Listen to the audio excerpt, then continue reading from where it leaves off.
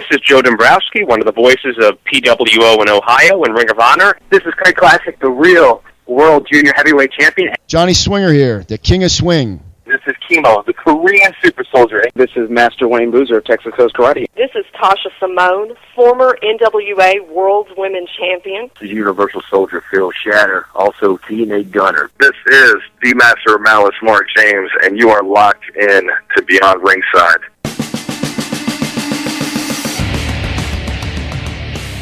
Welcome to the original Rockin' Wrestling Radio Show. Welcome to Beyond Ringside, your source for wrestling, MMA, and boxing in the Southeast. To contact the Ringside Roundtable of Beyond Ringside, email them at beyondringside@gmail.com. And now, your host for Beyond Ringside, the man, no myth, all legend, Fast Eddie Layne. And it's good to be home. Really, it is. This means I can come out of the corner now. Close the window, I'll walk through the door. Welcome into the program, 26 before the top of the hour. November 3, 2013. Glad to have you on board. Mike Macaroni, thank you for the intro. Always a pleasure to hear the dulcet tones. Like to welcome in tag team partner for the segment. Ladies and gentlemen, he is the voice, Ted Guinness. Tedrick, what's up, buddy? What has happened to 2013? How the hell did we get to November already? I have no idea, but I wanted to file a missing persons report for October. I think October ran away and eloped with February. I'm not sure. It's actually, I think August and October were brothers or something, or siblings of some kind, because both August and October just flat out disappeared. You know, it kind of reminds me of that movie with Christian Bale, The Prestige. Never saw it. Oh, well, then I'm not going to go any farther into that reference because I don't want to ruin what was actually an exceptionally well-done movie. No, feel free. Go ahead. I mean, I'm like, no.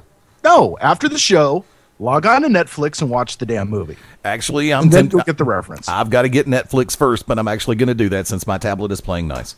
Oh, there you go. Thank you to everybody who's listening in this evening through all of the different sources, and I'll run them down for you real quick in case you haven't caught them on .com or Facebook. You can listen to the show via beyondringside.com. You can listen through UStream.tv. You've got the website app over there, as well as look for Beyond Ringside or Beyond Ringside Live on the UStream mobile app. If you are on Apple smartphones and tablets, download the Shoutcast app and look for Beyond Ringside. If you are on, Android and BlackBerry are both WinAmp application. Do a quick search for Beyond Ringside. We pop right up, so to speak. You can also go to our Facebook fan page and check out the UStream Live tab. So there's a number of different ways you can listen. I even have a plugin built in through FastEddieLane.com and also through the Fast Eddie Lane Facebook fan page. So for everybody listening on all the different venues this evening, and things are starting to be put back together. And every time I say that, the wagon wheels fall off. So I'm not going to say anything further. If I'm able to pull off what I want to pull off, I'll just surprise the hell out of everybody before the end of the year. And apparently Pittsburgh just scored again. Yay, team. They're making it a game. Sorry, Tosh. Tag team partners in absentia, of course, right now. Tasha Simone, Wicked Nemesis. They are on the road right now. And I think Tasha probably is going to blow another gasket today because Pittsburgh is looking like they're about, they just tied with the New England Patriots. Wow. I'm sorry to hear about the Raiders today. I did not expect that. I actually called Oakland in the win.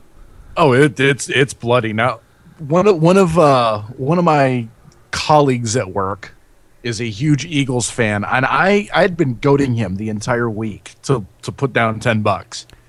And I actually got to the point where I was giving him 12. I was giving the Eagles and 12. And now I'm not feeling particularly bad that he didn't take the bet. Oh, let's see. My favorite team, or actually the team I call mine, the Atlanta Falcons, were having a horrible year because of injuries to hell and back. Carolina winning that game today, 34-10. Call by the Wicked Nemesis. His team, the Miami Dolphins, winning 22-20 over Cincinnati. That in my book's an upset. I had Cincinnati picked to win that one. from that vantage point, Tasha Simone, I think, like I said, popping another gasket. Pittsburgh just tied her New England Patriots with 7 minutes left in the third quarter. I'm going to ask a question. Hard segue. And this is the one that I just put up on Facebook. With all of the hullabaloo that is being made about the rumor that TNA is on the sale or auction block, which, when it comes to business, we all know that for the right amount of money, anything can be rented, leased, or bought. Sometimes rented overnight, but that's an entirely different animal. Or by the hour. Yeah, pretty much. But right now, the question that I put out there, if you were the one spearheading the operation, successfully buying TNA Wrestling, what is the first thing you would do? You want to tackle that one now, or you want to wait till later in the show? I'll go ahead and jump on that now, because I've actually come up with 4 things that are glaring to me. First and foremost, I would try to get out of the TV deal that they have with Spike TV, because really all Impact is a 2-hour lead-in to Bellator. There's too much focus, and that's the thing. I think that Spike never really got over with WWE when Raw left Spike, is that Vince wouldn't let Spike use them as a vehicle to promote their other shows. Well, when TNA signed with Spike, that's what they do. They lead into their other shows, which takes away from the product. So that's number one. Get out of that TV deal. Find another network. I'm thinking, and it's probably a long shot just because I'm not sure what their distribution is, but Mav TV, the network owned by Mark Cuban, I think would be a good launching point, or something that's going to be a little bit more male friendly. Because that's going to be that's professional wrestling's number one demographic is males anywhere from 13 to 30. Let's just ballpark that. The second thing is I would fire everybody associated with the TV production. Go out and find someone that knows how to produce good quality television. And that goes everywhere from camera placement, that goes to the way that here's the one glaring thing when I'm watching TNA, and it's a minor thing, but I guess it's because of my association with the business and the role that I played. It's one of my biggest pet peeves. There's no transition when Christy Hemme announces the first person out and then the next person comes out. There's no transition with the way that the wrestlers are presented. And what I mean by that is wrestler A will come down, music's playing, and then they don't fade the music down, let the crowd digest it, let the crowd react. They just launch right into the next piece of music, and it's just like, all right, let's hurry up and get everybody out there so they can do their 15 spots in 3 minutes. It bugs the hell out of me as a wrestling purist. It bugs me that they don't present their talent in the correct way. So get off the TV deal. Find people that know how to produce and run a quality wrestling television product. Number 3, get rid of TNA, get rid of Taz. They bring down the shows. I've got nothing but respect for TNA because he has a tremendous knowledge base, which is why they nickname him the Professor, because he's very intelligent when it comes down to what's going on with professional wrestling. As an announcer and as someone in that lead position who's supposed to be delivering excitement, he fails miserably. And Taz, when Taz was with Michael Cole, he was edgier, he was more about the product. Now it's more for him just to fill the time with stupid jokes and just horrible commentary. And I mean, you and I've been on and I'm not even saying that, hey, you and me should be doing TNA, which we should, but there's a time for witty banter, there's a time for focusing on the match, and there's a time to promote what else is coming on in the show. Taz seems to have lost either interest in that or has forgotten how to project that. So his chemistry with TNA, it doesn't work. Now he's the heel announcer with Aces and Eights, which, hey, Eric Bischoff, thanks for copying me. I expect my royalty check. it doesn't work. Yeah, I mean, it really doesn't work for me. And then number 4, find a different location to broadcast Impact. Stay off the road because that's killing your budget. You need to find some place that's a little bit more friendly.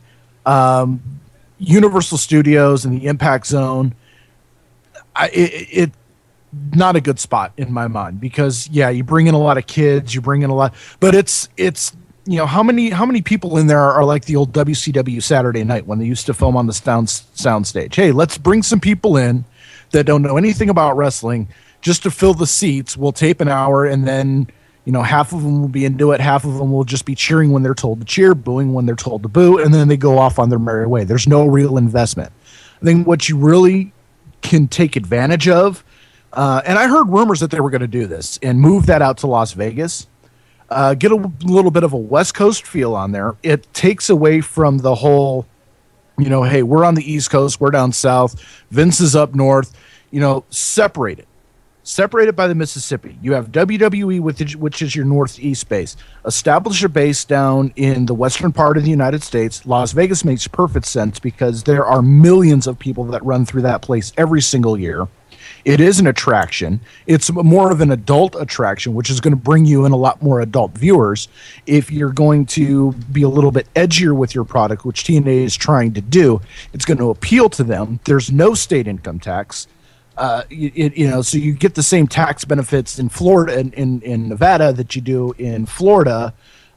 Business-wise, I think all 4 of those things combined make sense to help turn that product around. And then once you get done with that first aspect of it, you have to go back and reevaluate your talent pool, reevaluate your deal with OVW as far as their developmental system. That's been cut.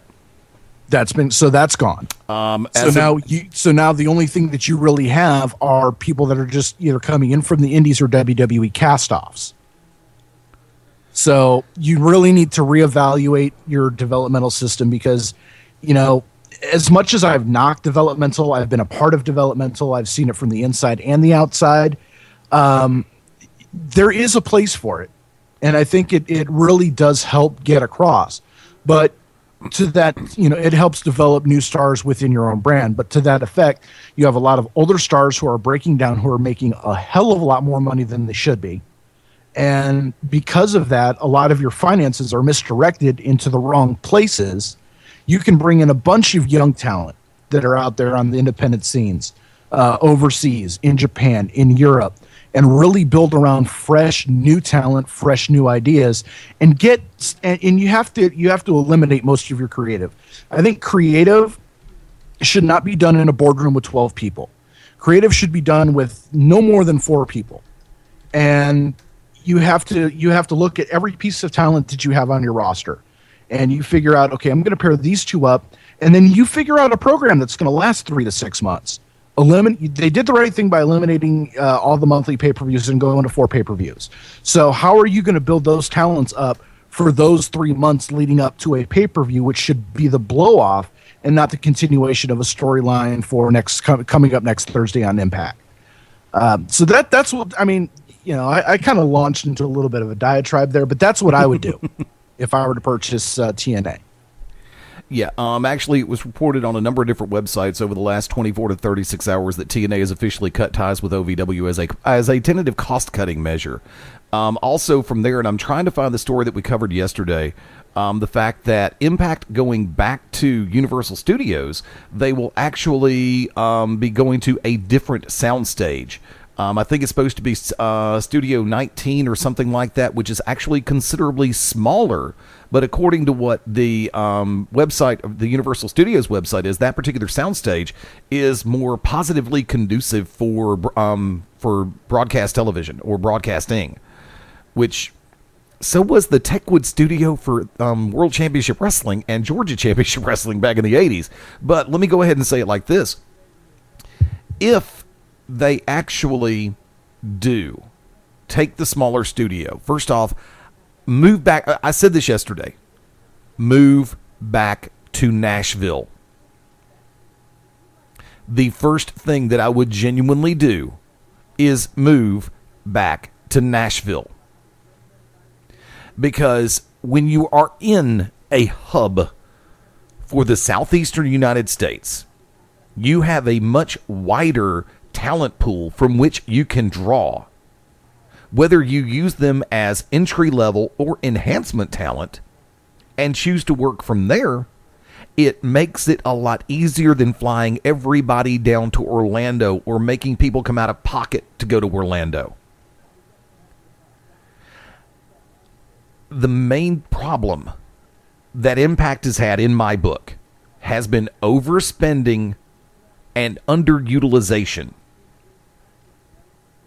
The one thing that, look, when I heard that Hogan is officially pretty much done with Impact, it's like, okay, Vince McMahon, mission accomplished. You've had Terry destroy yet another competitor.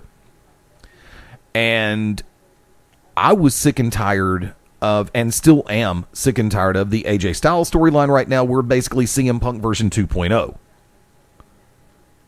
Can we make this the fall of AJ rather than the summer of Punk? When you quit trying to be WWE light or recycle things that either, yeah, they worked, or no, they didn't work from WWE, or even from smaller independent promotions, which I've said this before and I'll say it again, I don't care what anybody says or thinks. TNA, ROH, and WWE are all independent wrestling promoters. They just have a bigger budget, so to speak. Imagine what certain promoters could do if they had 7 figures to play with.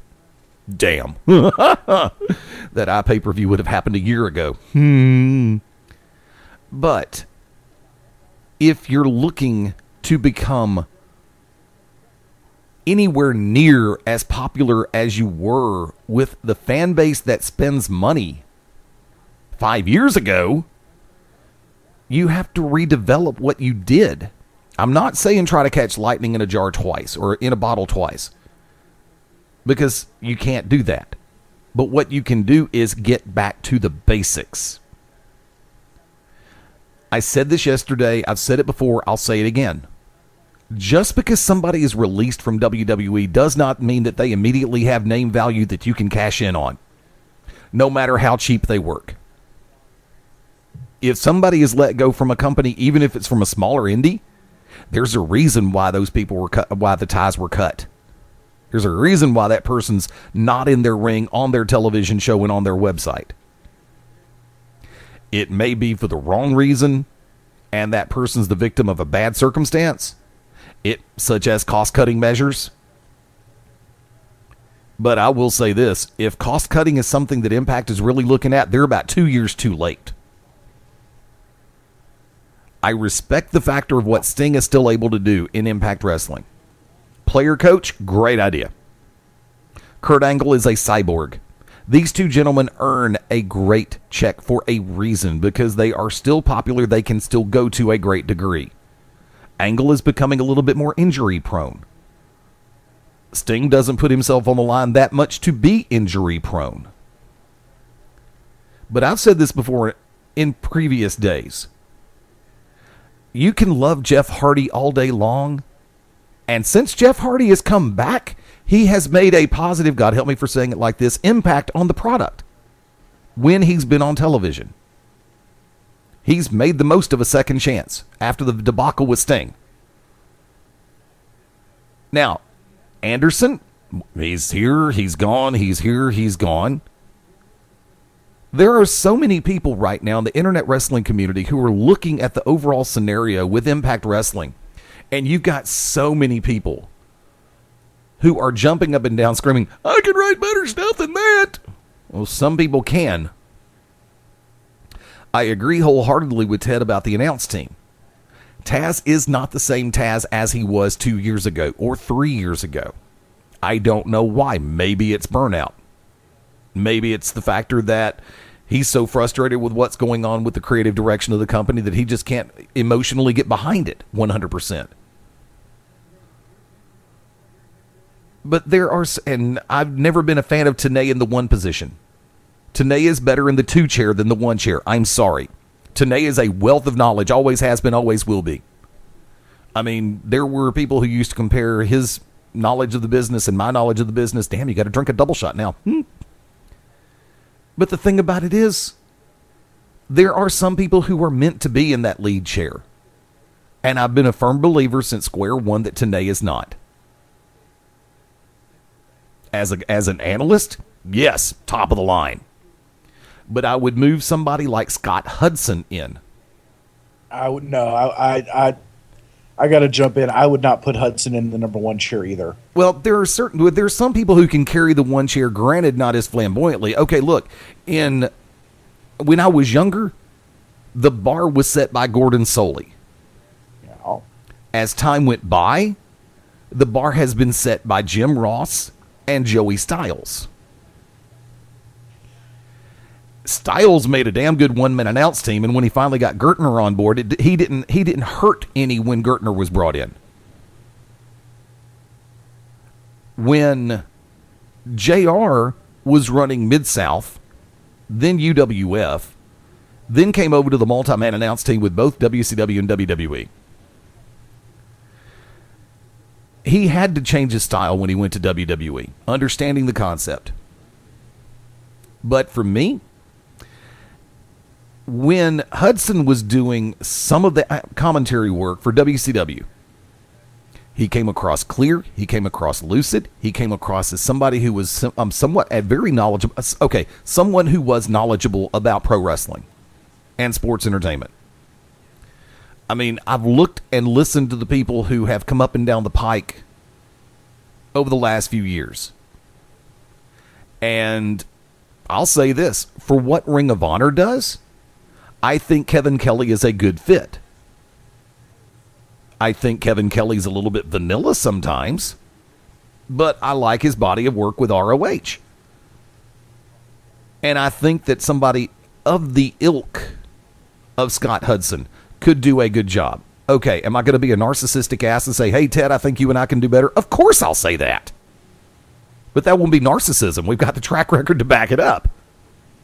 That's true. Yeah. And to jump on your point there for a second, with Kevin Kelly, and this is my knock. This is the only knock that would keep me from putting Kevin Kelly or Scott Hudson in a number one chair.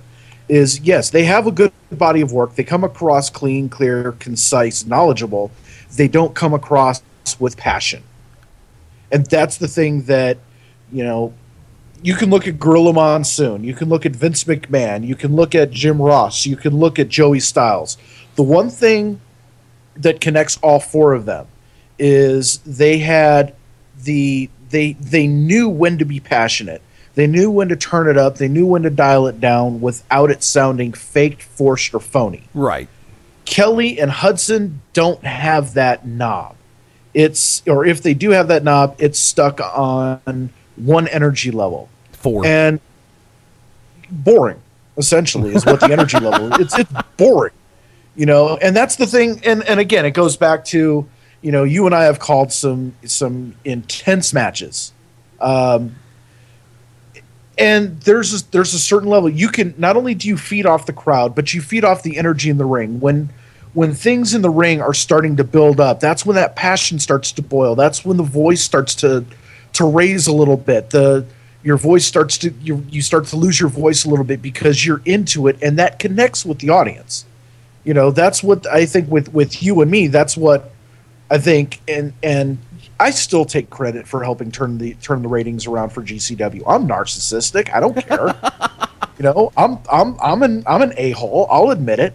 But honestly, I think, and I watched and I went back and I watched season 1 and I watched season 2, and I think the biggest thing with up until I got there, and this is not me blowing my own horn, but it's more of just an analytical thing, is that you constantly had a rotating color guy. It was either T3 or O'Hagan or Mad Dog or Bernie Kwanowitz or Joe Blow down the street. You never had anyone that you could really build cohesion with. Because even if you did have someone that you could build cohesion with, you didn't have somebody who had the broadcasting chops. They were in wrestling character, and that doesn't always come across as legitimate. When you and I connected and we got established over those first couple of months, people started to take notice, and And I talked to a lot of GCW fans that were watching the product, and that's kind of where I'm getting this from, is that, we had the half-hour TV show. And, yeah, people watched it, but, it's 1 o'clock in the morning. Who's really going to stay up? Who's really going to stay up at 1 o'clock in the morning on Sunday morning to watch a half an hour of wrestling? When you and I got that connection, that cohesion, that chemistry, the ability to feed off each other, to turn that passion up, to turn it down when it was called for, to present wrestling in an old school style without being told in our headsets what to say, how to say it, when to promote this, when to do that, just go out there and call the damn match and make it entertaining. That's when people started to, hey, we're going to stay up until 1 o'clock in the morning on a Sunday morning to watch this. We're going to go out of our way to DVR this, because not only is the wrestling in the ring good, but finally the commentary is making me want to pay attention. And one of the wrestlers, the last time that I was back in May, actually we were talking about this after the show, and he had said that there are not that many announcers that will make him sit up and want to watch a wrestling match, want to sit up and take notice. When you and I are calling a match and it's on TV, or he goes on YouTube or whatever to look up these matches, he wants to pay attention. He wants to take notice, because we bring something to the table that a Hudson doesn't bring, that a Kevin Kelly doesn't bring, that a TNA doesn't bring, that a Taz doesn't bring. And that is pure, organic, fly by the seat of the pants entertainment and enjoyment as to what's going on in the ring. It wasn't about what we were doing behind the table. It wasn't about what's coming up later on in the show. It's about those two men or those two women or the four men in a tag team match or whatever was going on in the ring at that time. We built them up to be stars. It could have been somebody's very first match after training for only 2 weeks, and we could have made them sound like they should be headlining WrestleMania. Do me a favor, hold that thought. Folks, we're going to the top of the hour break. We'll be back in 5. This is Beyond Ringside Live. NWA President R. Bruce Tharp here, and we are locked in to Beyond Ringside with Fast Eddie Layne. 10, 9, 8, 7, 6, 5, 4, 3, 2, 1, liftoff.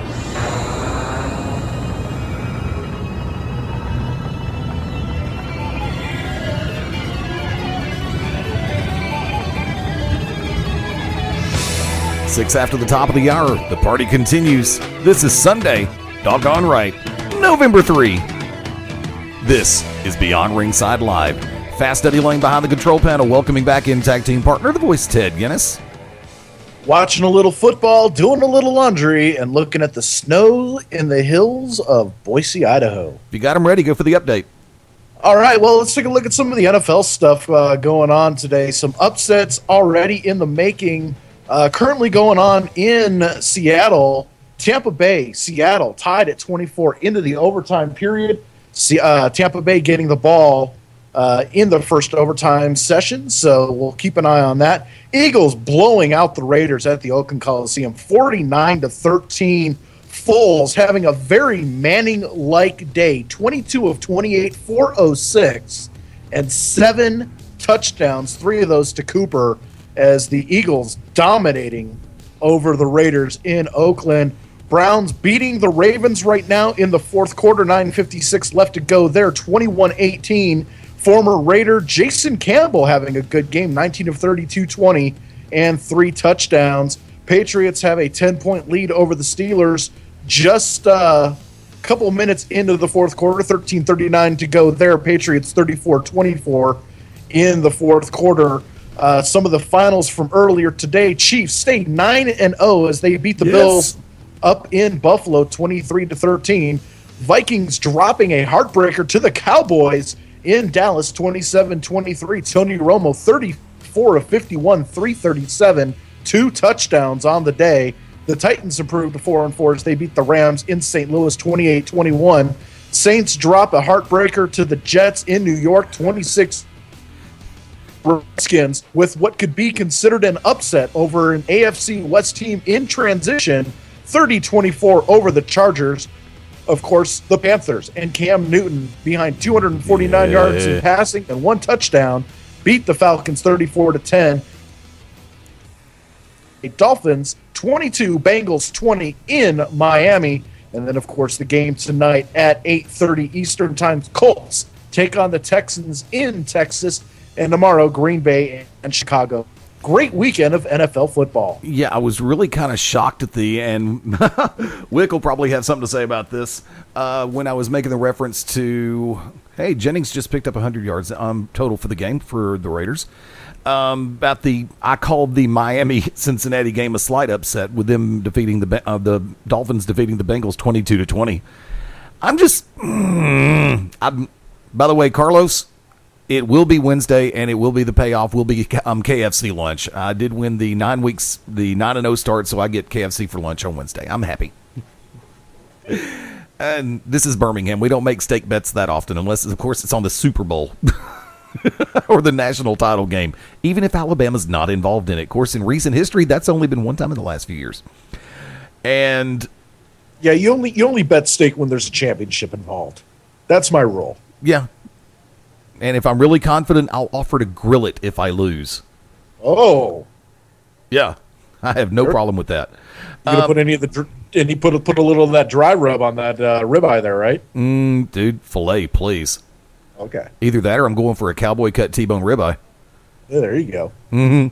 32, 34 ounces. Kind of like I used to get in Panama City. I'm looking around at some different things going on, and I have to wonder. And this is something that a lot of people have been talking about because they've been coming, it's like I've seen the conversations on social media. A number of people I know have been coming up to me and talking to me about it. And did WWE drop the ball by not putting the belt on Daniel Bryan coming out of the last pay-per-view? Yes and no. And Ted, before I answer, I'll let you take it if you're up for it. I'm going to let you answer first Okay. Or get detailed before I get into, but I'm going to say not only did they drop the ball, but they kicked it into the neighbor's backyard. Here's the short version of the story. There's two thoughts of this. There's two different trains of thought in play on this subject.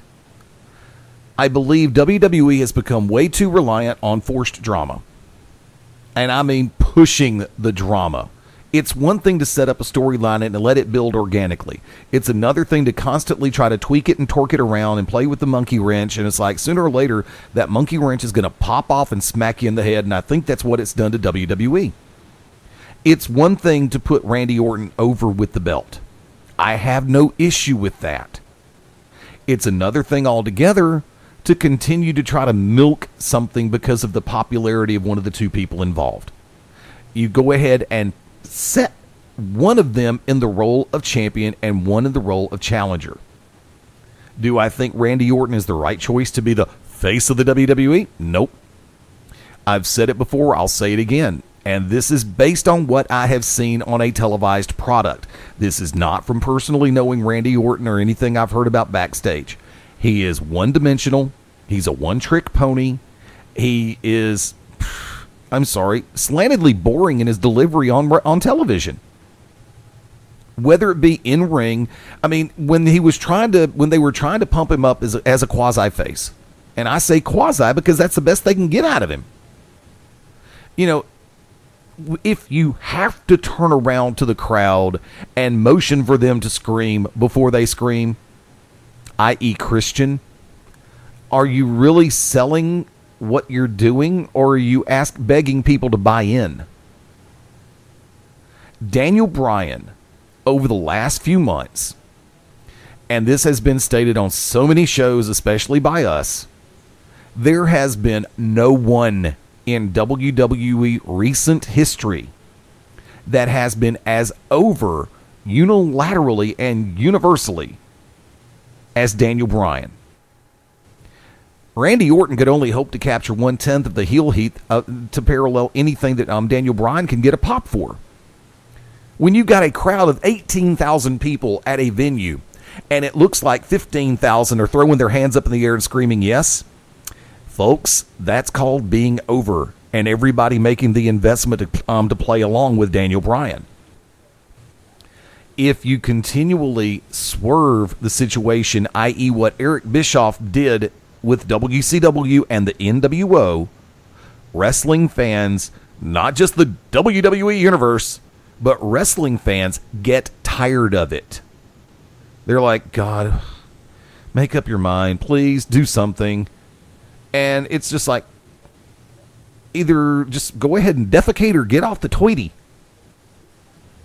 And setting up the way that they did going into the pay-per-view, especially with the Raw before the pay-per-view, Shawn Michaels using the buzz phrase, best for business. Okay, here we go. And then turning around the Monday after the pay-per-view, listen, you little puke, I'm Shawn Michaels, I'm an A-plus player, da-da-da-da-da-da. It's like, okay, here we go.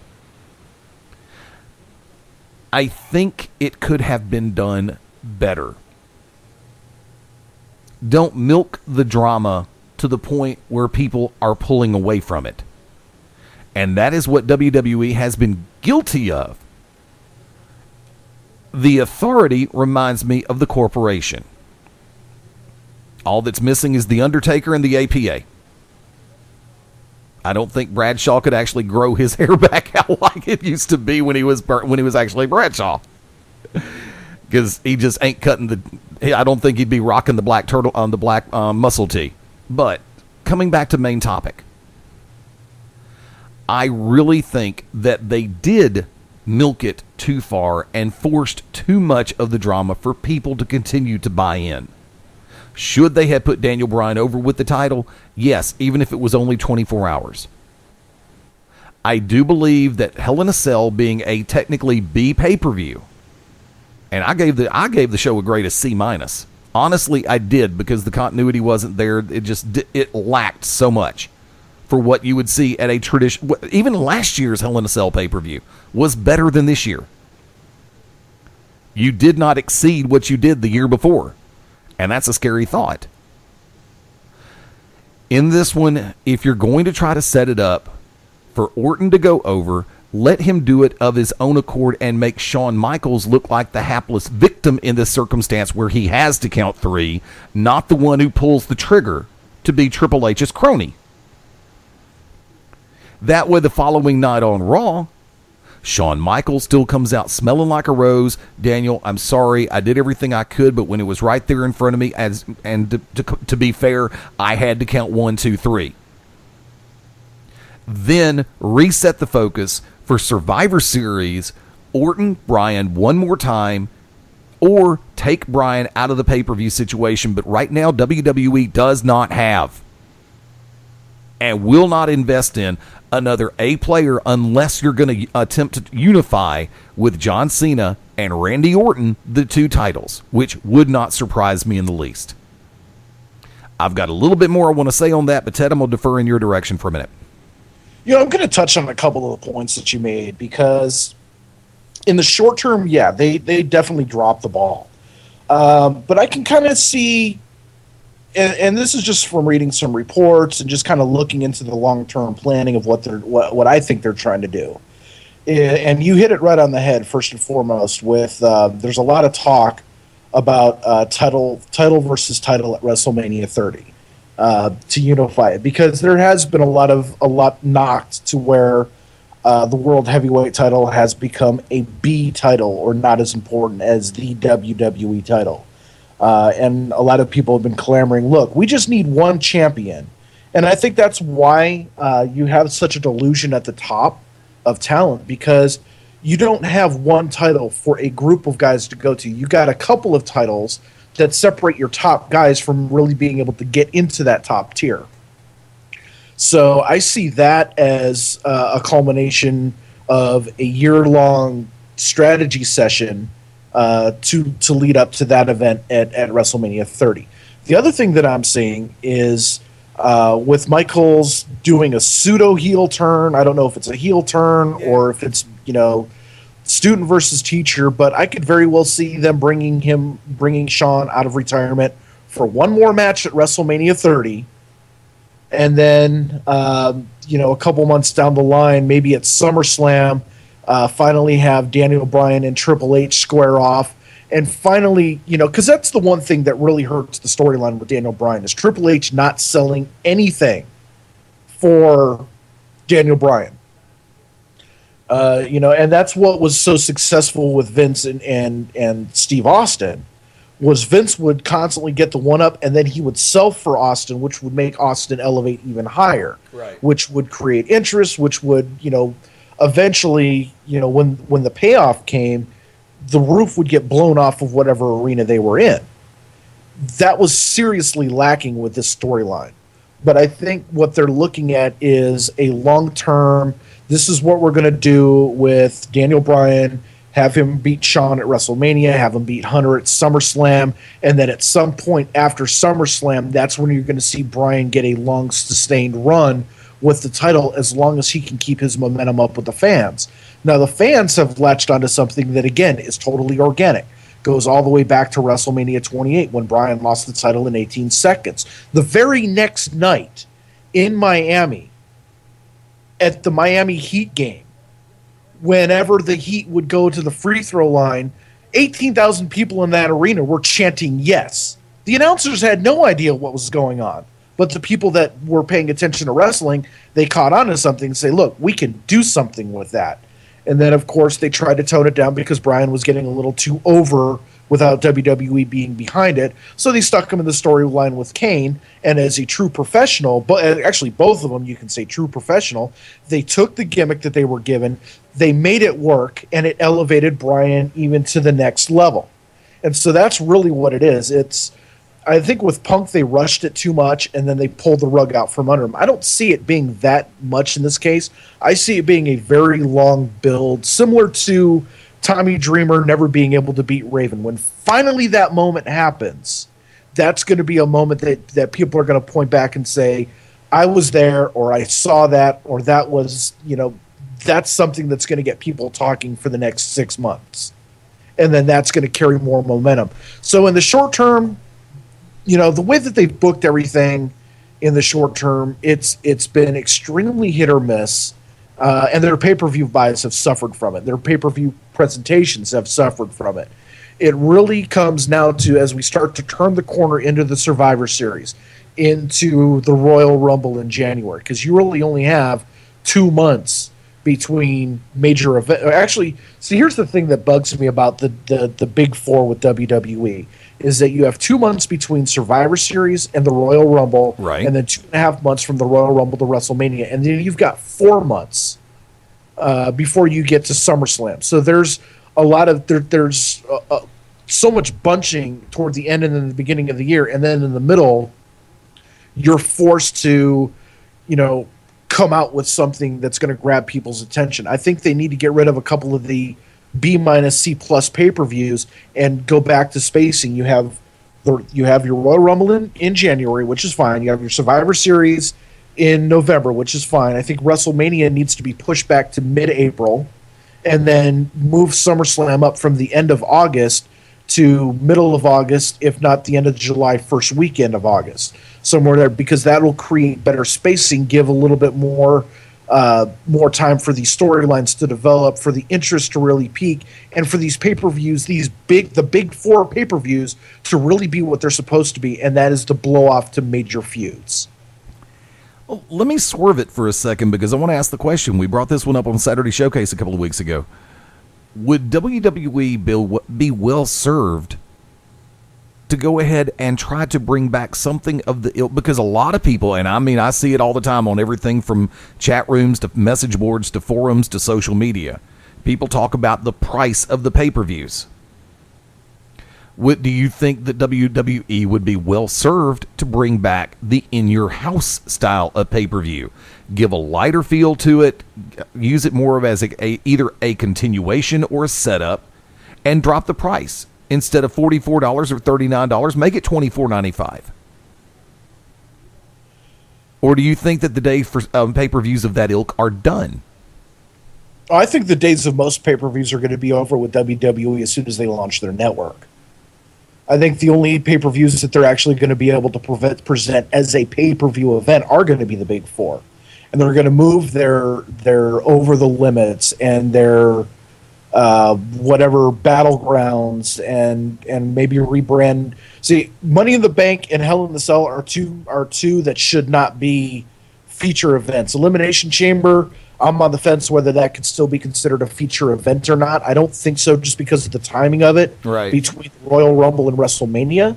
I think if you got rid of Hell in the Cell and you got rid of Money in the Bank, move the Elimination Chamber over into that long gap between Mania and SummerSlam, that would actually be well purposed for it. And you could actually say, okay, we have 5 pay-per-views that we're going to put on, but everything else, like the Battlegrounds, the Over the Limits, the Night of Champions, I'm forgetting what the other one that I'm trying to think of, your table ladders and chairs, your TLC pay-per-view, those would all go under the umbrella of the quote-unquote the network for however much they're going to charge per month, $12.95, $15.95, and that really brings up the question then, if you move those vehicles over to the network, what's a reasonable price that a WWE fan is going to pay to have that package put on as a monthly bill? Which, when you move your pay-per-views to that vein, you're going to have guaranteed subscribers. So you're going to have guaranteed quote-unquote buys for that event. Correct. Because they're already paying for it. And then it really comes down to a matter of, how good are we going to be able to build these stories for these people to actually spend extra disposable money on the Manias, on the Rumbles, on the Survivor Series, on the other events that they're trying to build up to be their big pay-per-views. But yeah, the days of $44.99 pay-per-views are in my mind are over, because I wanted to watch this event. I wanted to watch Hell in the Cell. I sat for 5 minutes with my satellite dish, thumb over the order button, ready to go, and I was going back and forth. Do I really want to spend $44.95 on this pay-per-view? Or am I just going to read the updates on pwinsider.com? And eventually ended up watching Food Network, because I was not going to pay $44.95 for something that was obviously predictable. You knew Michaels was going to turn. You knew that Paul Heyman wasn't going to have any involvement in the cell.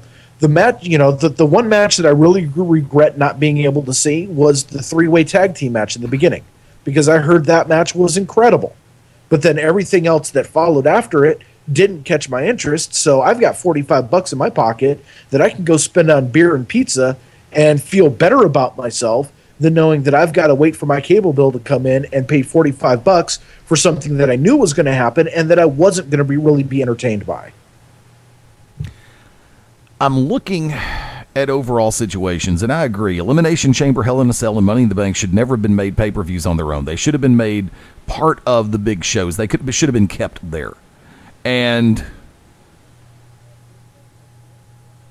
personally, Money in the Bank should still be a WrestleMania match. Yes. You can have 2 Money in the Bank challenge matches at WrestleMania. People will still enjoy it because it adds to the luster, because you're building something. Well, not only that, but it gives opportunity for a lot of these guys that aren't going to make WrestleMania that deserve to be there. It gives them an opportunity to shine. And in every WrestleMania that there's been a Money in the Bank, you're breaking up. Those matches have stolen the show most of the time. You are breaking up, so tell you what, I'm going to give you a chance to reboot a computer. Folks, we're going to go to the bottom of the hour break a couple of minutes early. Hang with us. Sunday Night Live. This is Beyond Ringside. Stay tuned. This is the Iron Man Rob Conway, and you are locked in to Beyond Ringside.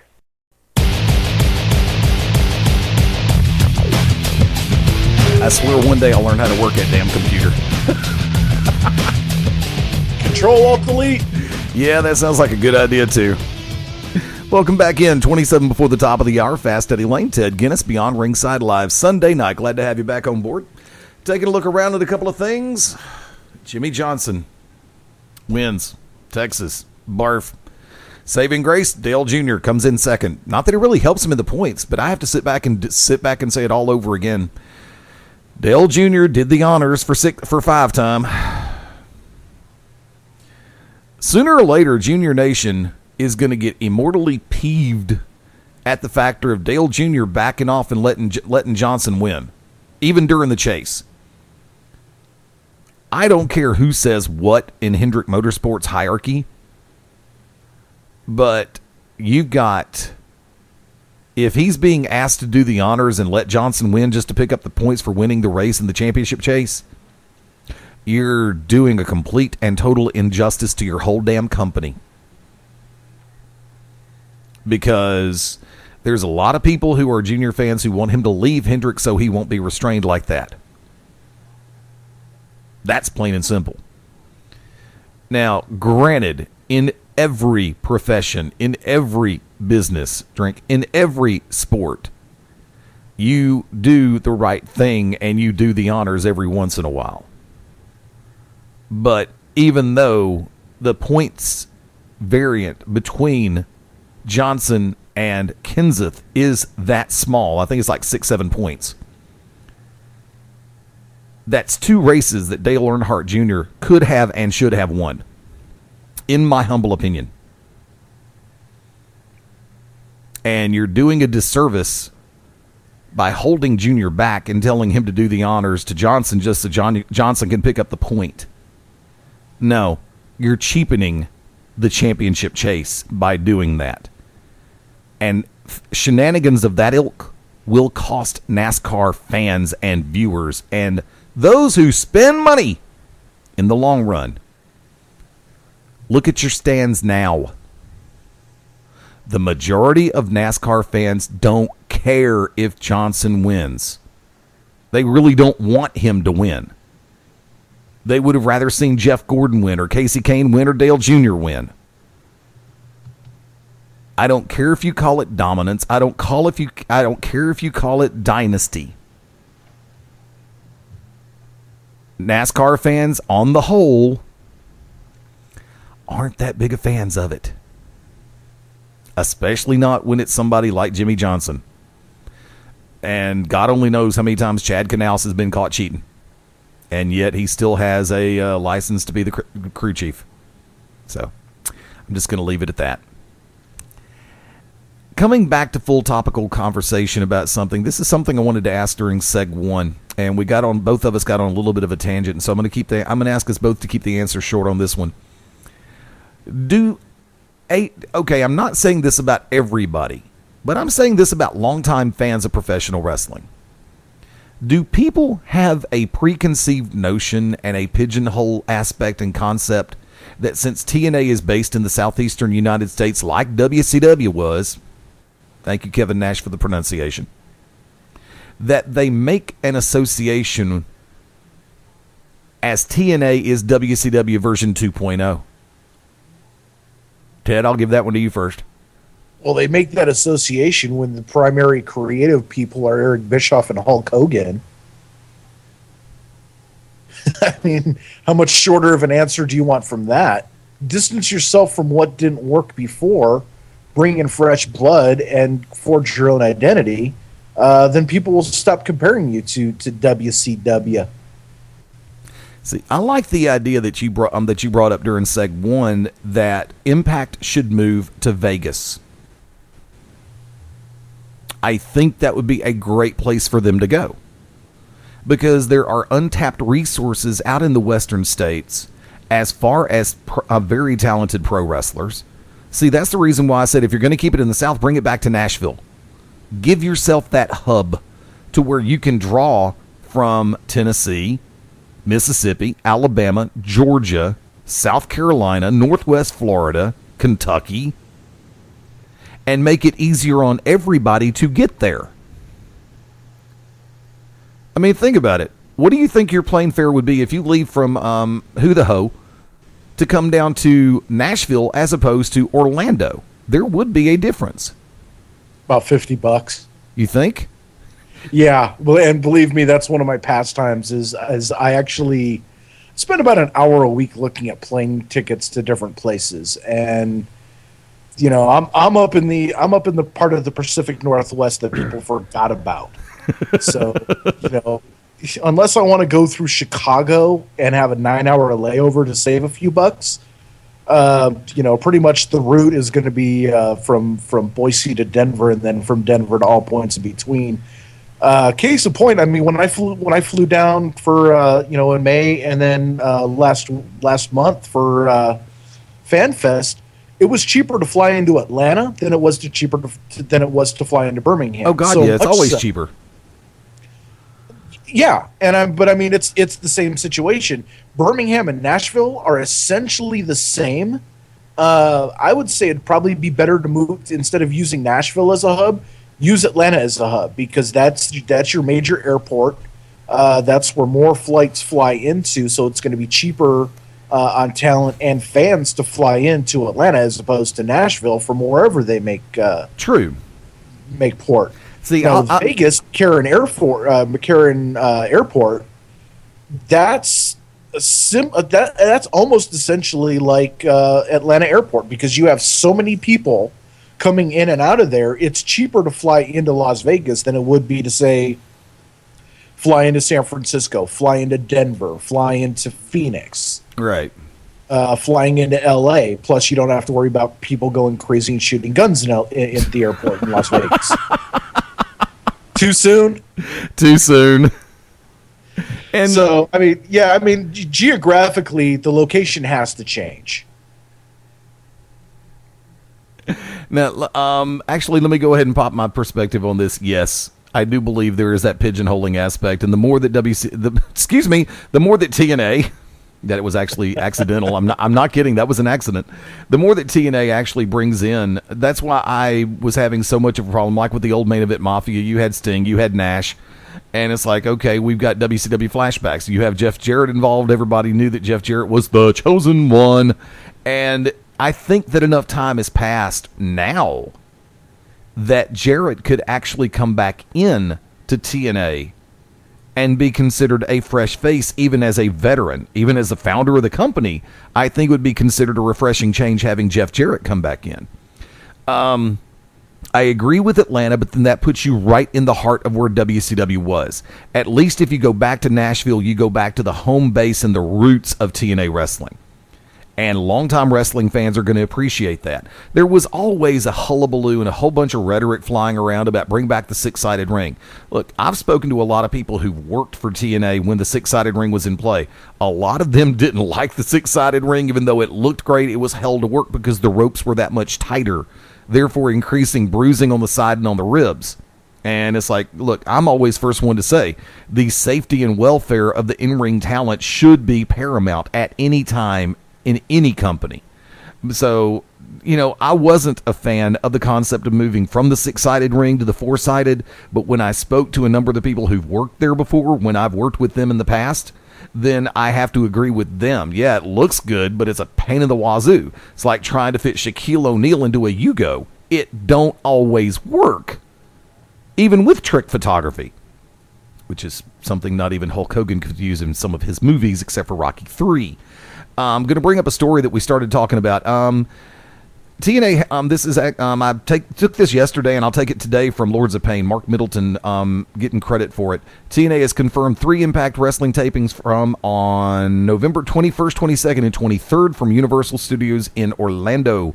All future TNA events at Universal will be held in Soundstage 19, which is the former Nickelodeon Studios. Hey, if you lose, you get slimed.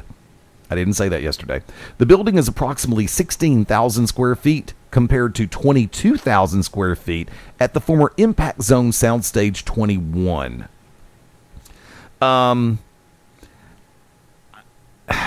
6,000 square feet's a chunk of change.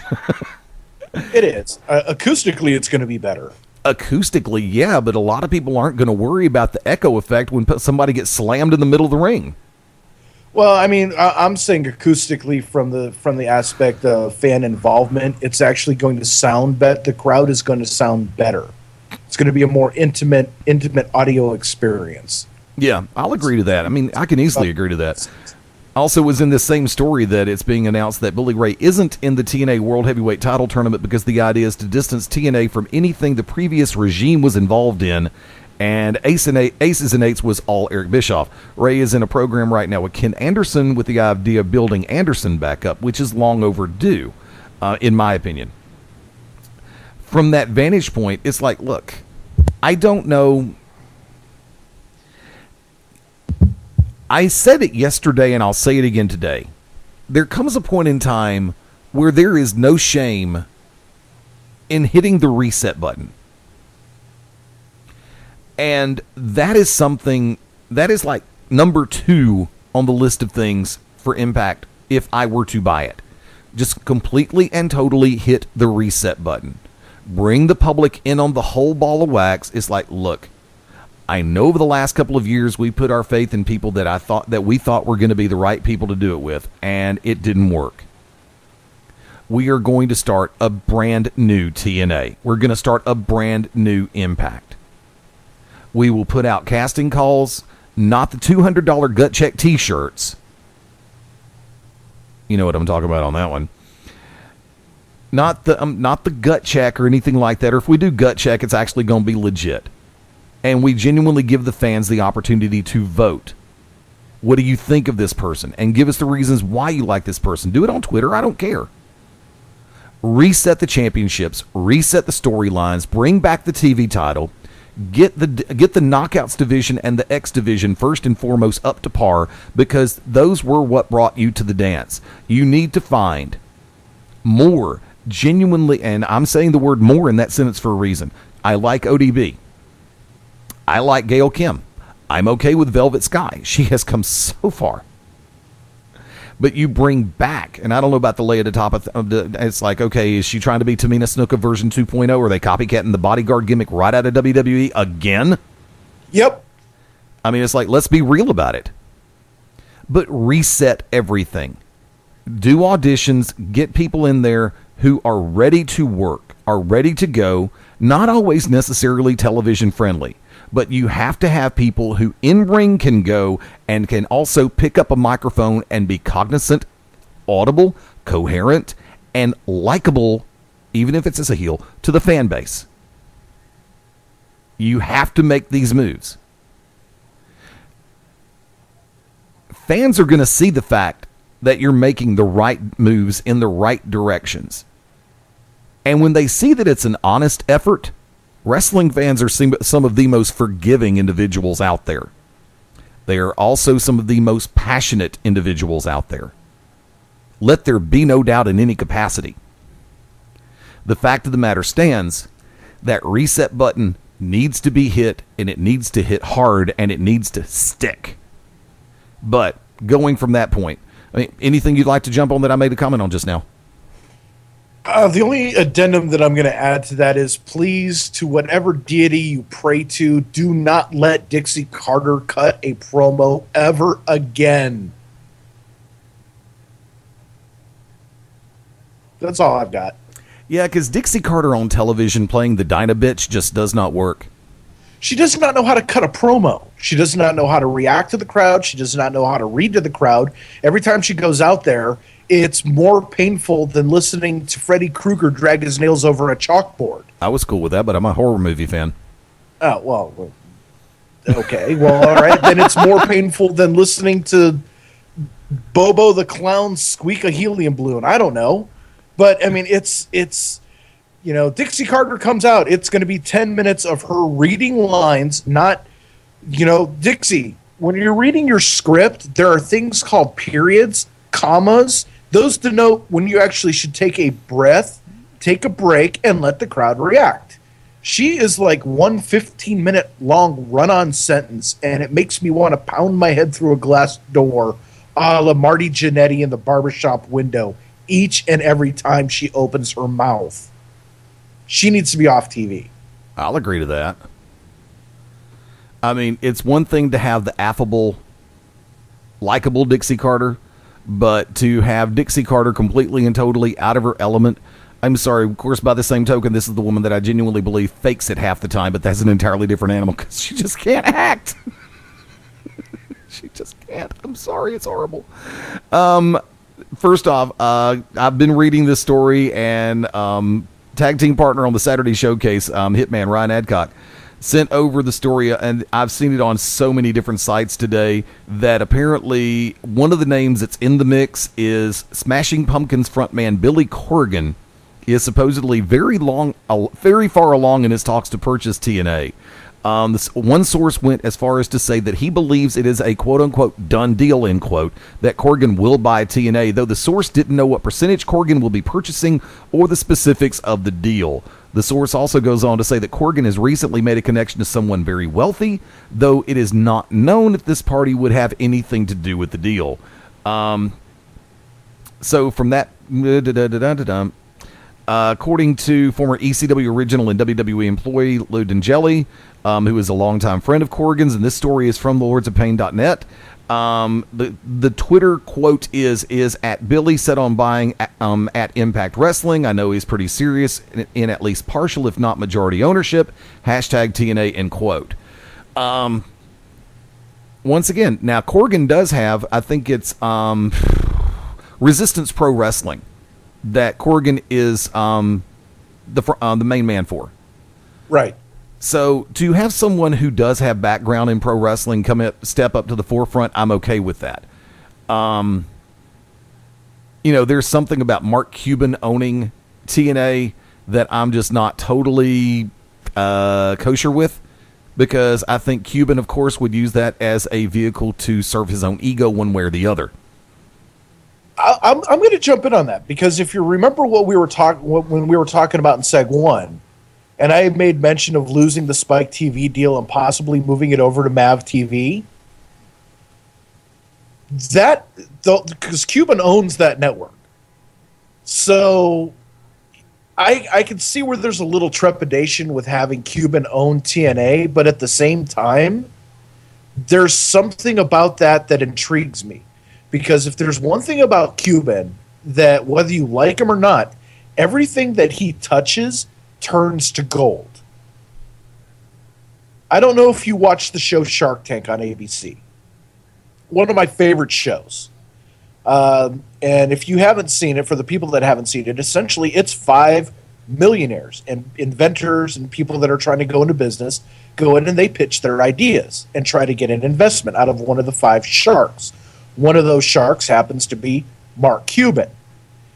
He is a very savvy business person. And if you want to see really what kind of business acumen and what kind of business aspect it brings out, watch the show and watch him how he makes his deals. Because he doesn't do anything impulsive. He's the kind of guy that will sit back and let everybody bury themselves and come in and pick the bones clean and get himself the best possible deal. But the people that he goes into business with become millionaires.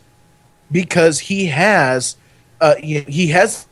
business acumen, but it's not tied into one genre. It's internet, it's broadcasting, it's sports ownership. It's, the thing with Cuban too is that he reminds me a lot of Vince McMahon. He's very brash, he's very confident, he's not afraid to put himself out there, and that is the type of personality that would really benefit. I would love to see Mark and Bill end up being the majority owners of TNA, because Billy Corgan brings again it comes down to that passion word. He brings the passion, the energy, and the knowledge of professional wrestling. He brings all the other intangibles. He brings his own TV network. He brings money. He brings a career track record of success, and he has that sports ownership track record. That would be probably the most intriguing move for TNA, to get those two together on a deal. Let Corgan run the day-to-day. Let him run the creative aspect. Let Cuban worry about the internet marketing, the television rights. Let him worry about being the owner, like kind of what he does with the Dallas Mavericks. I think that situation would be the perfect foil against what Vince McMahon does, and could bring TNA up to that next level, because they have people of long-term vision now running a business, rather than Dixie Carter using her family's piggy bank to own a wrestling company. It's the same problem that when Ted Turner had WCW, when he first brought in Eric Bischoff to really run the day-to-day operations. You had that fresh idea. Look, give me TV on Monday nights. Let me go head-to-head with WWE. Let me bring in this idea and run with it. It's kind of that same dynamic. And then, of course, Turner sold over to Time Warner. Time Warner didn't really want wrestling on their books. And of course, you have to have somebody that has smart business to control the books and not just write, big fat blank checks to every Tom, Dick, and Scott Hall that have. It would definitely be a little bit of a different dynamic, but it's the same kind of mindset that propelled WCW to win the Monday Night Wars for so long. 82 weeks. Exactly. Now, see, and, I can't believe we've actually spent this much time on the Sunday night show really talking about this, but it is a hot button topic. I mean, it's almost as much fun to talk about right now as the fact that King Mo got his ass kicked. I heard about that. Yeah, I didn't see the fight, but it's been all over the web today, so it's kind of like a lot of people are going, can we finally get off the topic now? King Mo was never really a, frontliner, and there's just been a whole bunch of ado about nothing. I have not even looked at the replay. I DVR'd the Bellator show last night, and honestly, I have not watched it. That's my fault. And I love the factor of how just to keep publicity on the main storylines itself, to keep himself relevant, or not relevant, I don't want to use that word. I really don't, because in my opinion, Bully Ray is actually more than relevant. I think he is and has developed into a top flight star. Something he has always been, in my opinion, all the way back to the original Extreme Championship Wrestling. But apparently he had made a challenge to Rampage to have a fight on Spike, to fill in for Tito Ortiz. Now, I don't know how well versed in jiu-jitsu or any of the martial arts or fighting styles that Bully Ray is, but I'd be willing to sit back and say, if they'd let these two guys go and just make it a good old-fashioned shoot fight, hell yeah! I think that'd be fun to watch. I think Rampage would be out of his element. But by the same token, there's a part of me that says that, Rampage being out of his element with Ray would be as equal to Ray being out of his element with Rampage. That would be a hell of an event, I'll tell you that. I think it'd be worth it. That brings up something that I don't know if this ever got back to you when the inmates ran the asylum the 1 week you weren't there. It was me, Wick, Tasha, and Denton, and I came up with the idea that probably one of the most brilliant cross promotion events, especially with taking Money in the Bank out of WrestleMania, would be have UFC have a tournament, and the finals of that tournament would act. You broke up. Would that, have UFC hold a tournament to determine the two best guys in UFC? No titles on the line, just for these are our two best, and they've proved it by winning a tournament. Event tournament. Right in the middle of WrestleMania. Big cross promotion. Vince McMahon, Dana White, doing grandest stage of them all. How many MMA fans that don't watch professional wrestling would drop the $60 to watch that in the middle of WrestleMania? Now, of course, that takes away a spot from some of the other competitors that have been, in WWE that may shut out of WrestleMania, but that would I think bring in a huge dollar revenue from both sides, from MMA fans and from wrestling fans. It would give WrestleMania a little bit of a different flavor. It would give Vince and Dana the ability to cross promote without stepping over each other's toes, like what Spike TV does to Impact Wrestling right now. Plus, it exposes people like me who don't really follow MMA to what pure MMA is truly all about. I think that's something that can be done, and I think that would make Vince and Dana White millions of dollars, because you can promote this. Tournament starts 6 months before WrestleMania. Right. And you can use your UFC pay-per-views to kind of do almost a Bound for Glory series, except for it being, pre-planned matches. These are shoot fights, and the two best, the people that win their respective brackets, the final two, face off in the cage at WrestleMania. I would have no hesitation It doesn't matter to me who the main event at Mania was. It doesn't matter who the title holders are at Mania. I would pay the $60 just to see that cross promotion, because that would be something different. It would be interesting, and it would take away the stain of that Brawl for All fiasco that they did, 15 years ago. That could be done. That could easily be done. There's just so many different ways that so many different things can be done and done properly, and therein lies the funny part, because WWE is notorious for pulling the trigger on things a little bit too soon, as far as popping the payoff or the blow off. And I've been looking at this story as it pertains to Mickie James. And this is where I'm just going to lay the question out there. I have my answer. Is Mickie James really worth all the hullabaloo? Tedrick? Or do you want to wait till after the top of the hour break? Yeah, let's wait till the top of the hour break. Sounds like a plan, folks. Hang tight. We're going to go away. We're going to be back in 5 right here. This is Beyond Ringside Live.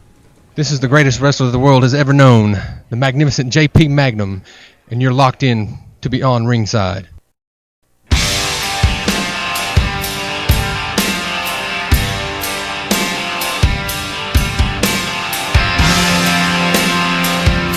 You got it, the home run round. Welcome back into Beyond Ringside Live. Fast Eddie Layne, Ted Guinness. Glad to be a part of your Sunday night this November 3rd. Coming into the final 8 weeks, technically 9, could be 10. I don't know how many weeks are really left in the year. I saw a story on Lords of Pain, and I go to Lords of Pain, I go to One Wrestling, Pro Wrestling Inc., Torch, and check out a number of different stories that have been flying around, because every once in a while I just like a good laugh. And I'm going to come to the question that I posed to you before the break, but I want to bring this one out. I looked at it, and I smiled. Jake the Snake Roberts wants to buy TNA, and he guarantees his numbers will beat McMahon's. First off, the numbers beating thing isn't that damn hard to do. Roberts is quoted as saying, when it comes to the concept of TNA going up for sale, quote, God, it needs to. I mean, I've watched for 10, 12, 15 years, however long it's been out there, and they suck. I guarantee you, if I get the opportunity in a matter of 6 months, I'll be pissing Vince McMahon off. My numbers will beat his. I guarantee you that, end quote. I do have to sit back and say that I believe that one of the reasons why the Legends of the Mid-South DVD sold so well is because of the fact that Jake Roberts is on there.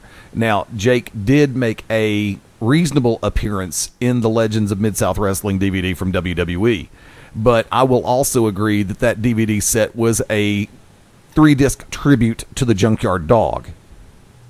Well deserved, but still a tribute to the Junkyard Dog, and in some senses, the Ted DiBiase, pre-Million Dollar Man days.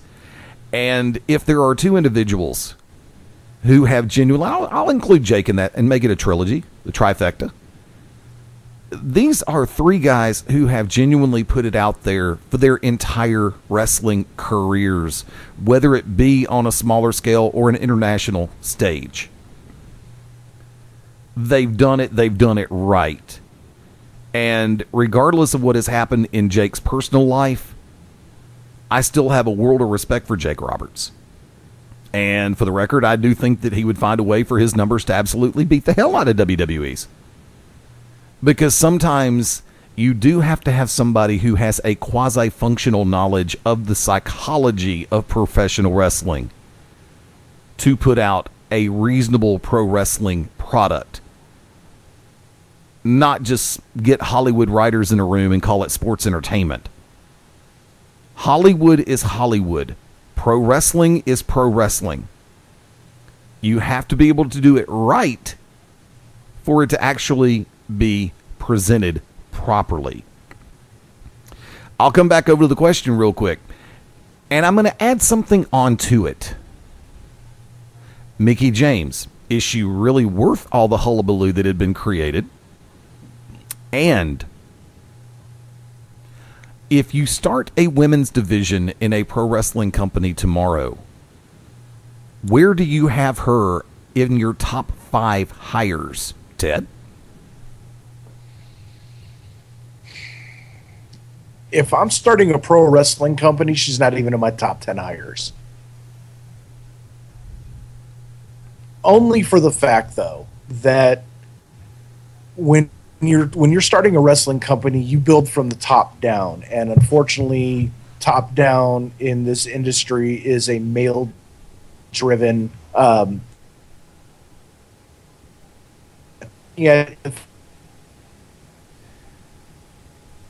You're breaking up Vision. again. Where is she in my top 5 hires? She's somewhere in my. I hate this stupid computer. I'll tell you that. If I'm starting a women's division, she's in my top hires. If I'm starting a company, nowhere near my top 5, not even in my top 20. Okay. In the women's division, I would actually have to put her number 5 as far as hires go. And the reason why I say that is I don't know what it is. And I mean no personal disrespect in this regard. I'm going off again. See, when I formulate and put out an opinion about a situation, I'm going off from what I see from the outside looking in, not the inside looking out. I don't play that game. I don't let personal get involved in professional. Not even at the nudie bar. I'm not tipping her. I know her sister. Awkward. But the reason is why she would be number 5, if that, in my book, if I start a women's division. She is good for a grand total of maybe 3 months at a time. She needs to have the Jericho RVD deal worked out. Come in to go for 3 months, take a couple of months off. Come back, do another 3. Because when she starts getting into the routine and the rut, so to speak, of regular appearances, you can tell. Because I've seen very few people in a women's division that genuinely go from to oh well as fast as Mickie James has. I said it with WWE. I said it with TNA. I liked her better as Alexis Lurie before she went national. She's got a wealth of talent. And when she is inside that 3-month window, she has a good personality. Not a great personality. She doesn't come across... I wouldn't nominate her for an Emmy for her work on Impact or WWE. Not in any capacity. But in ring, she can go. But like I said, even that has a short expiration date. And I don't know if she gets frustrated. I don't know if she gets too much too fast, if she's used to getting her way. I don't know what it is. And like I said, I mean no personal disrespect. I don't know her. Never spoke with her. I know people who have, but that's irrelevant.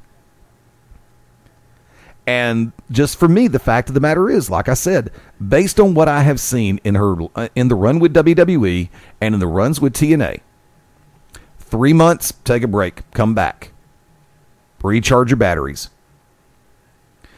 Now, if you've got a financial situation where you are comfortable doing that, that's great and wonderful. But yeah, sign a 90-day deal or sign a 6-month deal. Come in, work 2 months, take 2 months off, come back, work 2 more months. Or even 3-1-2 in the numeric equation. My appreciation on a similar side of the coin for Gail Kim has gone up. For long-time listeners to the show, you know that I've never really been, I was never really, and keyword was, never really a big fan of Gail Kim. So, for that to genuinely come into play, yeah, there's been some stuff happening with Gail Kim over the last few months where she has really stepped up her game.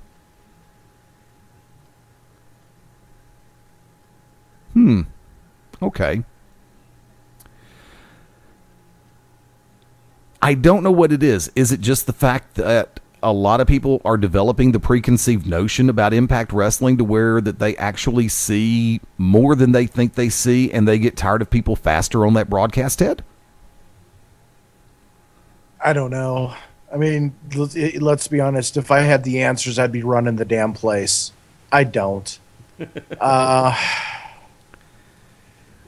Women's wrestling, and Tasha would be better fit, I think, to address this. But women's wrestling is such a different animal than traditional professional wrestling, because there is the physical appearance aspect, which is more prevalent for the women than there are the men.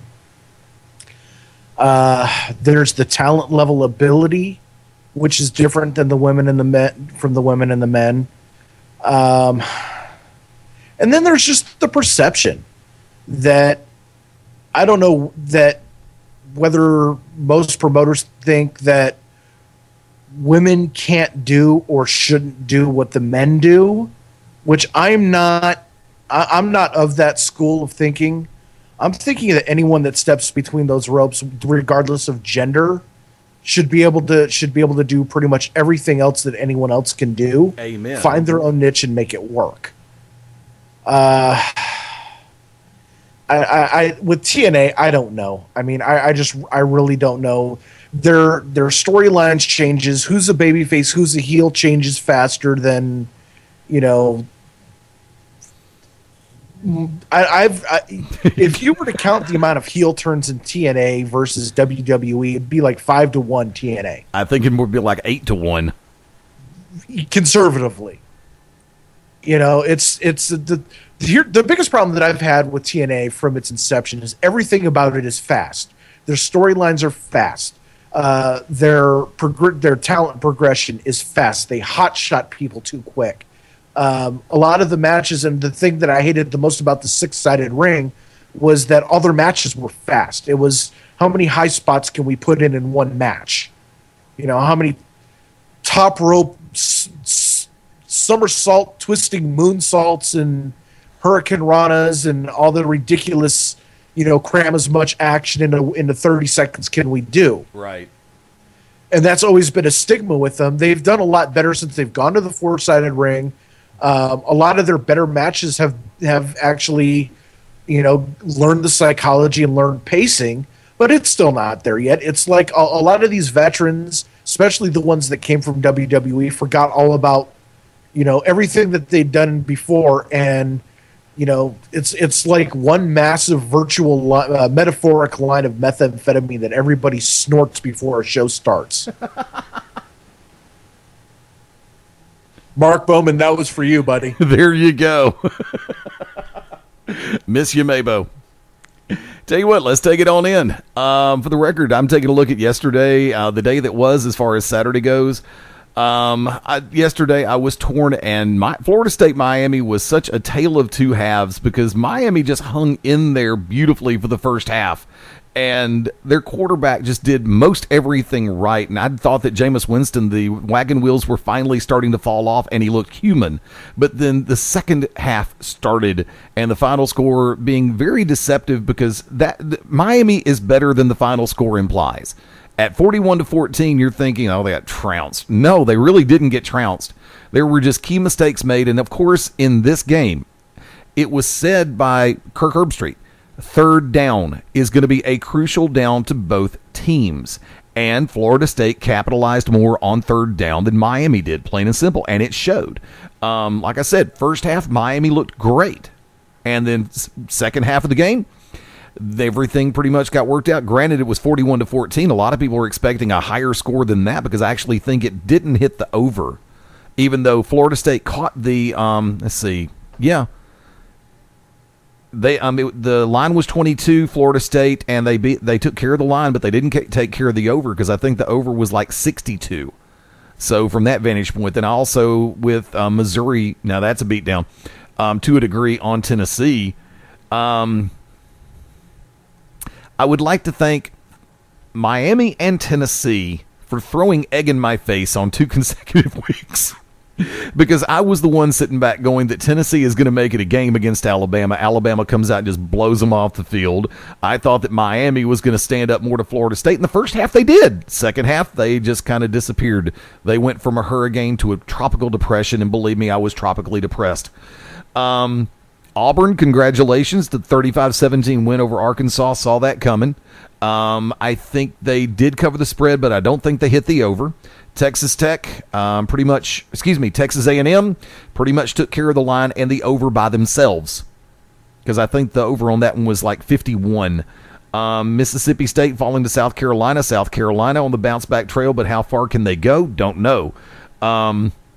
So, of course, everybody's talking about this coming Thursday night, Oregon-Stanford. Logic is how I'm going to come back to approaching things.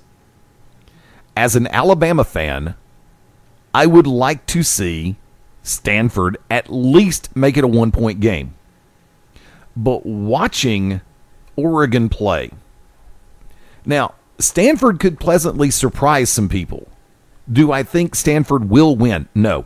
Do I think Stanford can win? Yes. Do I think Stanford can make it a relevant battle? Yes. Do I think that Oregon's offense can outplay Stanford's defense? Yes, given the right circumstances, and I think they will. I don't know what the line is for next week as far as the game itself on Thursday night. Of course, I'm also looking forward to Alabama LSU. Oh, boy. Never count LSU out. If Alabama sizes up and plays LSU the way they have played everybody else, this is going to hurt. Because Alabama has played up to and above the level of their competition. You saw what happened against A&M. So, for me, I'm going to sit back and say if Alabama doesn't win by 2 touchdowns, I won't be surprised. If Alabama wins by 3 or more touchdowns over LSU, I will be ecstatic and I will be surprised. So, for me, the line's going to be 14, and I'd say the over should be around 51. Somehow or another. I'm honestly I'm looking at that regard right now, and I'm actually looking up what it might be. I'm once again very... to the Falcons, I'm sorry. Injury plagued up one side and down the other. I miss Julio Jones just like everybody else does, and I miss the rest of the starting cast. Matter of fact, Indianapolis and Houston should be kicking off in just a few minutes. Tasha should be very happy right now. Tag team partner Tasha Simone. New England Patriots defeating the Pittsburgh Steelers 55-31. Like I said earlier, Wicked Nemesis quite happy. 22-20 win over the Cincinnati Bengals. My Falcons got devoured by the Panthers, but I did ride that 9-0 train with Kansas City defeating Buffalo, and I'm very happy to see that. The NBA season starting out topsy-turvy. You got to love it. Teams that should win aren't. Teams that shouldn't win are, and I actually went ahead and jumped on Vegas for their line for over-under for Philadelphia winning 16.5 games. Believe it or not, I said over. I went ahead and said they'll win 21. Don't ask me how, but they'll find a way to win. I just have that feeling. Things are slowly but surely starting to come back together for the ABA franchise, NBA franchise, thanks for playing, the Philadelphia 76ers. So it's going to be a fun NBA season. Do I think the Heat have the inside track to the championship for a three-peat? Yes, I do. Do I see a team in the West that can stop them at this point? No. Ho, ho, ho, ho. Not really. They're playing. I will argue that. Okay, give me about 30 seconds and you can. All right. There are some good teams in the West that are playing good basketball. But by the same token, from that vantage point, it's still early in the season. Now, granted, Miami is still having... D. Wade being hurt is not helping matters any for Miami. But do I see Miami having a clear path to the finals? There are two teams that I see that could actually give them fits. But in the end, it'll end up being like last year in the way I see it right now. But remember, we still got 79 games left to play. Ted, come on in. Last call. All right, I'm going to address a couple of things. First of all, teams in the NBA West that could match up and possibly beat the Miami Heat in the NBA Finals, the Los Angeles Clippers and the Golden State Warriors. Warriors have been unanimously named the most fun team to watch in the NBA. They've been nicknamed New Showtime. They are unbelievably talented, and they play in front of the loudest fans in the NBA. As long as they can manage their home schedule, they can beat. I think they can beat anybody in the NBA in a 7-game series. Case in point, if you look at the NBA last year, the only team to beat the Oklahoma City Thunder, the Miami Heat, the Chicago Bulls, and the New York Knicks in the same season, Golden State. With the addition of Andre Iguodala, that opens up the floor more. We're still waiting for Harrison Barnes to come off of his injury, but Klay Thompson, Stephen Curry, best and most energetic backcourt in the league. Iguodala, David Lee, Andrew Bogut, banging down on the baseline, creating opportunities. When the three's not there, they can go inside, play the low post, play up against the glass. I don't think that 60 wins for either the Clippers or the Warriors are speculative. I think that's a guarantee. These two teams are going to be the top 1-2 in the Western Conference, followed by the Spurs and the decline of Tim Duncan. OKC, which shows flashes of brilliance, but I think that their window of opportunity has started to close on them. This is definitely a youth movement in the NBA, and I would put money down right now that if it was the Warriors and the Heat, the Warriors would win in 7, especially if they had the home court advantage. Second thing that I want to touch base on has nothing to do with anything, but am I alone in seeing these commercials for the farming dating site onlyfarmers.com? I have not seen it. Yeah, I guess it's a Pacific Northwest, Utah, Colorado, Idaho thing, because a Wyoming thing, because there's something called farmersonly.com where only farmers can connect and have love connections. I don't know any farmers that have the internet. So that's 2. I don't know where that came from. I don't know either, but I love it. And then number 3, on a personal note, congratulations to a friend of mine, Aiden, for his wedding over the weekend. May your marriage go a hell of a lot better than mine. Amen. Hallelujah. Congratulations, Aiden. Also, congratulations to Beyond Ringside alumni Brooks Logan tied the knot yesterday. Brooks, congratulations, my friend. May it be a long, healthy, and happy marriage. I got nothing. I got discount coupons for the Alcoholic Beverage State Store. I'm good. I'll bring the crown. Actually, Friday, I think it was the Jägermeister that would actually do better speaking right now. However, it's about damn time you bought a round. What the hell are you talking about? I'm still waiting on people. Should we crack the case on this before we close the show? What's that? All right, Southern Legends Fan Fest. I flew down for a special appearance, and I conned Eddie into allowing me to do the underground ring introductions for old time's sake. But when it came down to do Micah and Tracy Taylor's introduction, I actually had to bribe this man with a Sonic meal and a lemon berry slush. Damn right, buddy. Just to be able to do the ring announcements for it.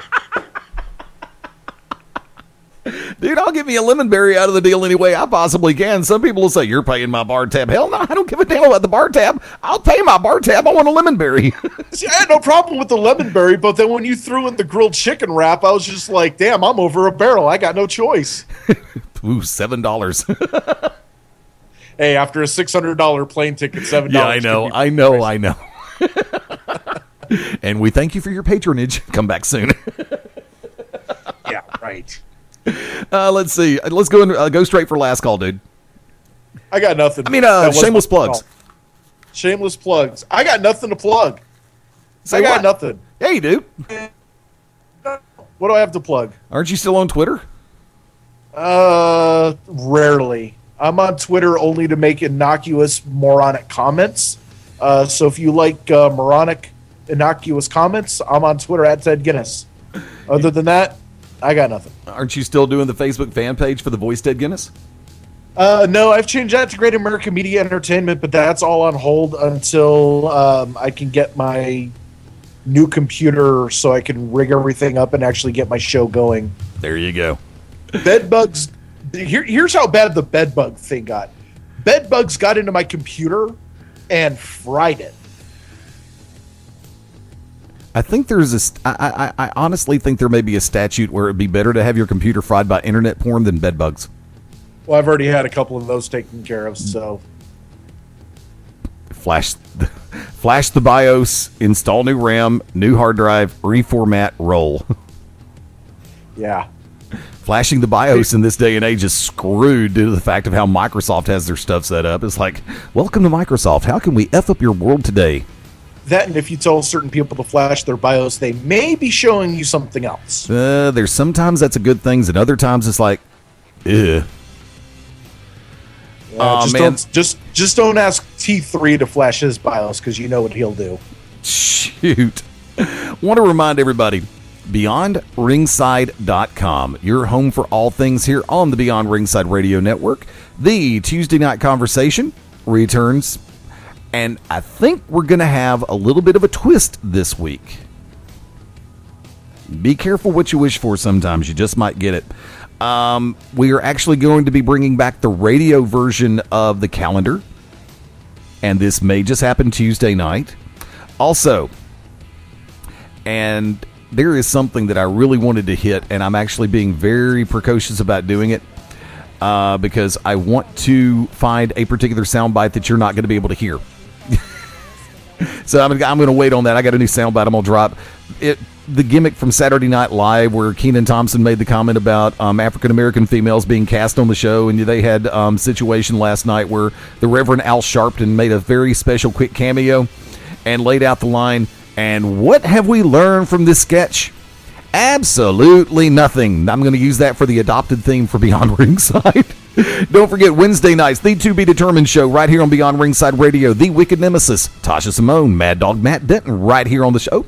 9 p.m. Central, 10 Eastern, 7 Pacific. Saturday mornings, yours truly, along with the Hitman BDC, Ryan Adcock, the Cause and Effect, Robert Cosper, for the Saturday morning showcase, the Beyond Ringside Saturday showcase, 11 a.m. Eastern, 10 Central, 8 Pacific, and I think that still makes it 9 Mountain Time, right, Ted?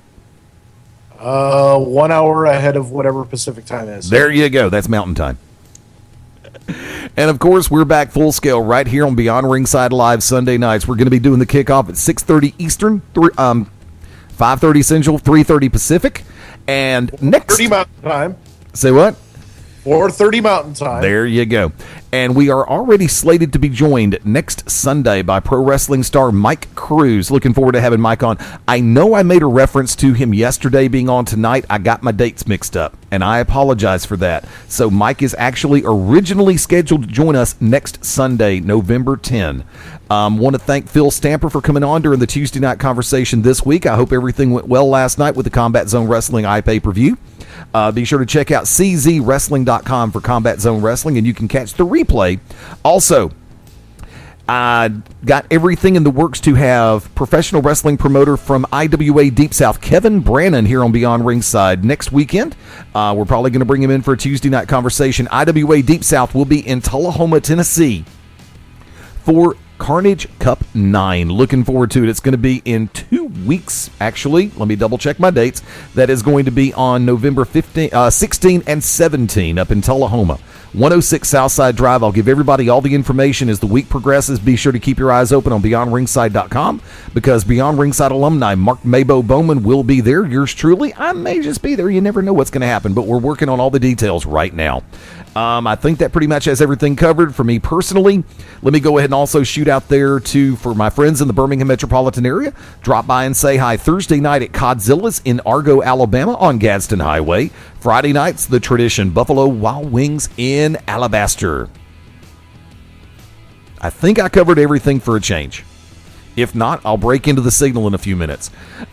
Keep your eyes open on BeyondRingside.com and for my personal side, FastEddieLayne.com. It's cool. Let's call it. For tag team partners, the Oracle of Ominous, the Wicked Nemesis. For Mark Mabo Bowman. For Tasha Simone. For Ted Guinness, the voice. The hills are alive with the sound of landmines. Oh, wait, wrong movie. Sorry. Sound of landmines. What are you doing? Playing Call of Duty 3? Give me about 5 minutes. There you go. I'm actually looking at a PS4 in about another month and a half. I'll get everybody else the chance to play before I start buying one and tear everybody up at it. This is the Magic City Motor Mouth, Fast Eddie Layne saying adios, das vidania, hasta luego, auf Wiedersehen, ciao, sayonara, adieu, arrivederci, farewell, abasinho, au revoir. And until we meet again, aloha means bye-bye. We'll see you Tuesday night, 10 Eastern, 9 Central, 8 Mountain, 7 Pacific, for Beyond Ringside, Back to Basics, and the Tuesday Night Conversation. Bye for now.